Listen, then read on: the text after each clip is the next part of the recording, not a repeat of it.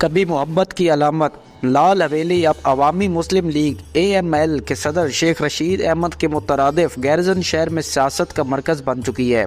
یہ حویلی 100 سال قبل دھن راج سہگل نے سیالکوٹ کی ایک مسلمان ناچنے والی لڑکی بدن بائی کے لیے بنوائی تھی۔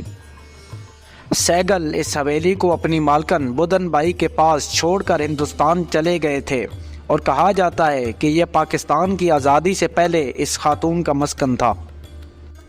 سہگل نے اپنی حویلی کے حدود میں اپنی محبوبہ کے لیے ایک مسجد اور اپنے لیے ایک مندر بنایا تھا۔ جب اس کے بھائی کو یہاں قتل کر دیا گیا تو خاتون نے اس جگہ کو خیریت سے چھوڑ دیا۔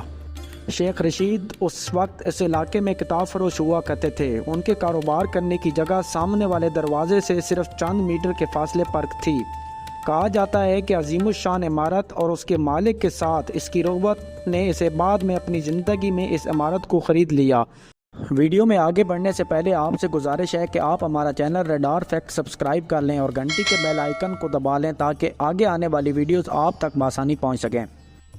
کہانی یہ ہے کہ سہگل جو جیلم کے ایک امیر گھرانے سے تھا، بدن بائی سے اس وقت ملا جب وہ ایک شادی کی تقریب کے سلسلے میں سیالکوٹ آئی تھی۔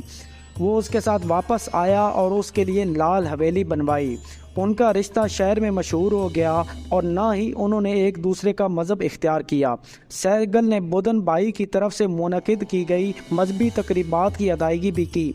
ایک عام ہندوستانی حویلی، کسی زمانے میں یہ عمارت کشمیری لکڑی کے کام کی بہترین مثالوں میں سے ایک تھی، حالانکہ یہ وقت کے ساتھ ختم ہو گئی ہے۔ یہ 2 حصوں پر مشتمل ہے۔ ایک مرکزی اپارٹمنٹ کے طور پر استعمال کیا جاتا ہے جو مرد استعمال کرتے ہیں، اور ایک خواتین کا چمبر اور عقب میں صحن۔ سہگل اور بدن بائی کے حجرے بالائی منزل پر واقع تھے جو بوہڑ بازار میں کھلنے والے برآمدے سے منسلک تھے۔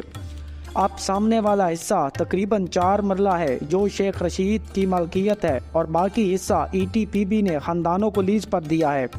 پرانے بیٹھنے والے کمرے اب سیاسی دفاتر میں تبدیل ہو چکے ہیں، اور رات کو پارٹیوں میں بجنے والی موسیقی کی جگہ ٹیلی فون کی آواز نے لے لی ہے۔